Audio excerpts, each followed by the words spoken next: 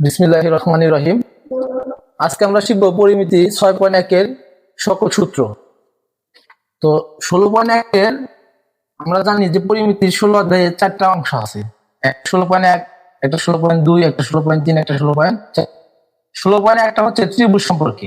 তো আজকে আমরা এই ত্রিভুজ সম্পর্কে জানবো, কতগুলো সূত্র আমাদের ইউজ হবে এই অধ্যায়ে। 1 নম্বর যেটা আছে আমাদের সমবাহু ত্রিভুজের ক্ষেত্রফল। সমবাহু ত্রিভুজের ক্ষেত্রফলের সূত্র কি? √3/4 ইন্টু বাহু স্কয়ার। সমবাহু ত্রিভুজের উচ্চতা, সমবাহু ত্রিভুজের উচ্চতা সূত্র √3/2 ইন্টু বাহু। সমবাহু ত্রিভুজের পরিসীমা, সমবাহু ত্রিভুজের পরিসীমা সূত্র কি? 3 গুণন বাহু। 2 নম্বর আমাদের আছে সমদ্বিবাহু ত্রিভুজের ক্ষেত্রফল। সমবাহু ত্রিভুজ কাকে বলে? যে ত্রিভুজের 3টা বাহু সমান তাকে বলা হয় সমবাহু ত্রিভুজ। আর সমদ্বিবাহু ত্রিভুজ কাকে বলা হয়? যে ত্রিভুজের 2টা বাহু সমান তাকে সমদ্বিবাহু ত্রিভুজ বলা হয়। তো সমদ্বিবাহু ত্রিভুজের ক্ষেত্রফলের সূত্র আছে b/4 √4a² - b²।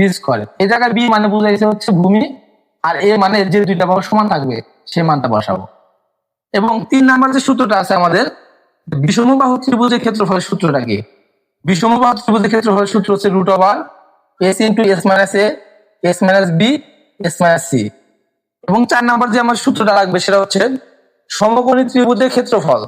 সমকোণী ত্রিভুজের ক্ষেত্রফলের সূত্র এটা বলতে আমরা ত্রিভুজের ক্ষেত্রফল বলতে পারি, এটা সমকোণী ত্রিভুজের ক্ষেত্রেও ইউজ হয়। হাফ গুণন ভূমি গুণ উচ্চতা।